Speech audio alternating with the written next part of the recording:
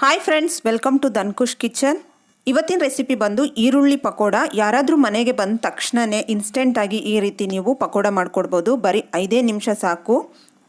ಅಷ್ಟೇ ಅಲ್ಲ, ಮನೆಯಲ್ಲಿ ತರಕಾರಿ ಖಾಲಿ ಆದಾಗಲೂ ಕೂಡ ಈ ರೀತಿ ಇನ್ಸ್ಟೆಂಟಾಗಿ ಪಕೋಡನ ಮಾಡ್ಕೋಬೋದು. ಈರುಳ್ಳಿ ಒಂದಿದ್ರೆ ಸಾಕು. ಅನ್ನ ರಸಮ್ ಜೊತೆ ಒಳ್ಳೆ ಒಂದು ಕಾಂಬಿನೇಷನ್ ಅಂತಲೇ ಹೇಳ್ಬೋದು. ಹಾಗೆ ಸಂಜೆ ಟೀ ಟೈಮ್ಗೂ ಕೂಡ ಒಳ್ಳೆ ಸ್ನ್ಯಾಕ್ಸ್ ಅಂತಲೇ ಹೇಳ್ಬೋದು. ಬನ್ನಿ ಇವಾಗ ಯಾವ ರೀತಿ ಮಾಡೋದು ಅನ್ನೋದನ್ನು ತೋರಿಸ್ಕೊಡ್ತೀನಿ. ಅರ್ಧ kg ಈರುಳ್ಳಿನ ಈ ರೀತಿ ಉದ್ದುದ್ದಾಗಿ ಹಚ್ಚಿಟ್ಕೊಂಡಿದ್ದೀನಿ. ಇದಕ್ಕೇನೆ ಅರ್ಧ ಟೀ ಸ್ಪೂನಷ್ಟು ಉಪ್ಪು, 2 ಟೀ ಸ್ಪೂನಷ್ಟು ಅಚ್ಕಾರದ ಪುಡಿ, Kashmiri red chilli powder, 1/4 tea ಸ್ಪೂನಷ್ಟು ಇಂಗನ್ನು ಹಾಕ್ಕೊಂಡು ಈ ರೀತಿ ಕೈನಿಂದ ಚೆನ್ನಾಗಿ ಕ್ಯೂಚ್ಕೋತಾ ಇದನ್ನು ಕಲಿಸ್ಕೋಬೇಕು. ಈ ರೀತಿ ಕೈನಿಂದ ಕ್ಯೂಚೋದ್ರಿಂದ ಉಪ್ಪು ಮತ್ತು ಈರುಳ್ಳಿ ಎರಡೂ ಸೇರಿ ಚೆನ್ನಾಗಿ ನೀರು ಬಿಡುತ್ತೆ. ಇದೇ ನೀರಿಗೆ ಇಟ್ಟಾಕ್ಬಿಟ್ಟು ನಾವು 2 ಕಡ್ಡಿ ಕರಿಬೇವನ್ನ ಈ ರೀತಿ ಕಟ್ ಮಾಡಿ ಹಾಕ್ತಾ ಇದ್ದೀನಿ. 2 ಗ್ರೀನ್ ಚಿಲ್ಲಿನೂ ಕೂಡ ಕಟ್ ಮಾಡಿ ಹಾಕ್ಕೊತಾ ಇದ್ದೀನಿ, ಹಸಿರು ಮೆಣಸಿನ್ಕಾಯಿ. ಹಾಗೆ ಸ್ವಲ್ಪ ಕೊತ್ತಂಬರಿ ಸೊಪ್ಪನ್ನು ಕೂಡ ಕಟ್ ಮಾಡಿ ಹಾಕ್ಕೊಂಡು ಈ ರೀತಿ ಒಂದ್ಸಲ ಮಿಕ್ಸ್ ಮಾಡಿಕೊಂಡ್ರೆ ಸಾಕು. ಇವಾಗ ನಾವು ಎಣ್ಣೆ ಕಾಯ್ಲಿಕ್ಕೆ ಇಡಬೇಕು, ಅಲ್ಲಿವರೆಗೂ ಇದನ್ನು ಹಾಕಿಬಿಡಬೇಕಾಗುತ್ತೆ. ಇವಾಗ ಎಣ್ಣೆ ಕಾಯ್ಲಿಕ್ಕೆ ಇಟ್ಕೊಂಡಿದ್ದೀನಿ. ಎಣ್ಣೆ ಕಾಯೋ ಅಷ್ಟರಲ್ಲಿ ನಾವು ಪಕೋಡ ಮಾಡಲಿಕ್ಕೆ ಅಂತೇಳಿ ಈರುಳ್ಳಿ ಜೊತೆಗೆ ಒಂದು 2 ಸ್ಪೂನಷ್ಟು ಅಕ್ಕಿ ಹಿಟ್ಟನ್ನು ಹಾಕ್ಕೊತಾ ಇದ್ದೀನಿ. ಹಾಗೆ ಒಂದು 3 ಸ್ಪೂನಷ್ಟು ಕಡಲೆ ಹಿಟ್ಟನ್ನು ಕೂಡ ಸೇರಿಸ್ಕೊತೀನಿ. ಬೇಕಂದರೆ ನೋಡ್ಕೊಂಡು ನಾವು ಬಳಸ್ಕೋಬೋದು. ಹಾಗೆ 1.5 ಸ್ಪೂನಷ್ಟು ರವೆನ ಹಾಕ್ಕೊತಾ ಇದ್ದೀನಿ. ರವೆ ಹಾಕ್ಕೊಳ್ಳೋದ್ರಿಂದ ಕ್ರಿಸ್ಪಿಯಾಗಿ ಬರುತ್ತೆ ಮತ್ತು ಒಳ್ಳೆ ಟೇಸ್ಟ್ ಕೂಡ ಇರುತ್ತೆ. ಇಷ್ಟನ್ನು ಹಾಕ್ಕೊಂಡು ಚೆನ್ನಾಗಿ ಮಿಕ್ಸ್ ಮಾಡ್ಕೊತಾ ಇದ್ದೀನಿ. ನೋಡಿಕೊಂಡು ನೀವು ಹಿಟ್ಟನ್ನು ಬಳಸ್ಕೋಬೋದು. ಮತ್ತು 1 ಸ್ಪೂನ್ ಅಕ್ಕಿ ಹಿಟ್ಟು ಮತ್ತು ಕಡಲೆ ಹಿಟ್ಟನ್ನು ನೀವು ಸೇರಿಸ್ಕೋಬೋದು. ನೋಡಿ, ನಾನಿಲ್ಲಿ 1 ಸ್ಪೂನಷ್ಟು ಅಕ್ಕಿ ಹಿಟ್ಟು ಮತ್ತು 1 ಸ್ಪೂನಷ್ಟು ಕಡಲೆ ಹಿಟ್ಟನ್ನು ಸೇರಿಸ್ಕೊಂಡು ಮತ್ತೆ ಚೆನ್ನಾಗಿ ಈ ರೀತಿ ಮಿಕ್ಸ್ ಮಾಡ್ಕೊತಾ ಇದ್ದೀನಿ. ಈರುಳ್ಳಿ ಬಿಟ್ಟಿರುವಂಥ ನೀರು ಹೊಂದ್ಕೊಳ್ಳೋ ಅಷ್ಟು ನೀವು ಹಿಟ್ಟನ್ನು ಹಾಕಬೇಕು. ಅದ್ರ ಮೇಲೆ ಸ್ವಲ್ಪ ಕೂಡ ನೀರನ್ನು ಸೇರಿಸಬಾರ್ದು. ಈ ಟೈಮ್ನಲ್ಲೇ ನೀವು ಉಪ್ಪು ಖಾರನೆಲ್ಲ ನೋಡ್ಕೋಬೋದು. ನೋಡಿ, 1 ಟೇಬಲ್ ಸ್ಪೂನಷ್ಟು ಚೆನ್ನಾಗಿ ಕಾಯ್ದಿರುವಂಥ ಎಣ್ಣೆನ ಹಾಕ್ಕೋಬೇಕು. ಇದರಿಂದ ಕ್ರಿಸ್ಪಿಯಾಗಿ ಬರುತ್ತೆ.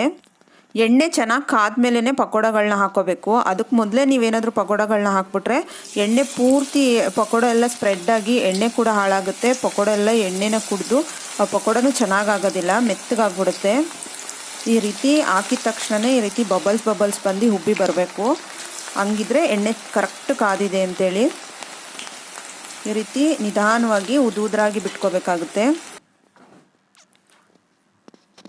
ಇಷ್ಟಾದರೆ ಸಾಕು. ನೀವು ಹಾಕಿದ ತಕ್ಷಣವೇ ಯಾವುದೇ ಥರ ಸ್ಪೂನ್ನ ನೀವು ಹಾಕಬಾರ್ದು. ಈ ರೀತಿ ಬಬಲ್ಸ್ ಎಲ್ಲ ಕಡಿಮೆ ಆಗಬೇಕು.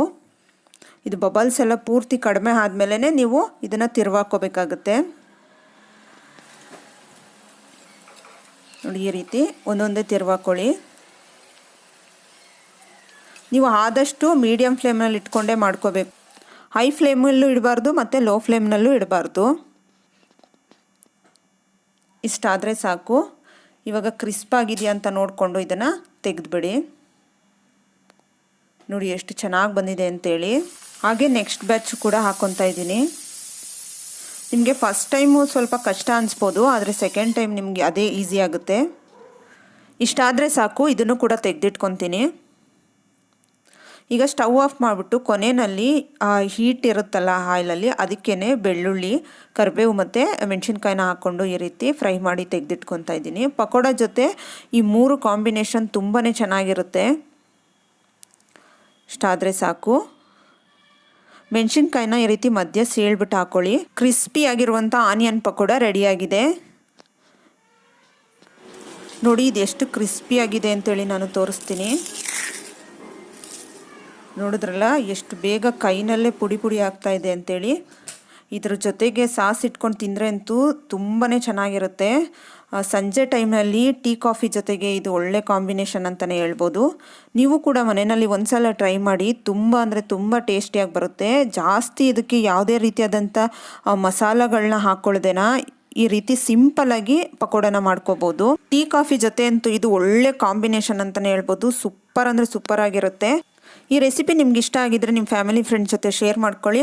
ಎಲ್ಲದಕ್ಕಿಂತ ಮೊದಲು ನಮ್ಮ ಚಾನಲ್ನ ಸಬ್ಸ್ಕ್ರೈಬ್ ಮಾಡ್ಕೊಳ್ಳಿ. ಬೆಲ್ ಐಕಾನ್ ಕ್ಲಿಕ್ ಮಾಡೋದನ್ನು ಮರಿಬೇಡಿ. Thank you.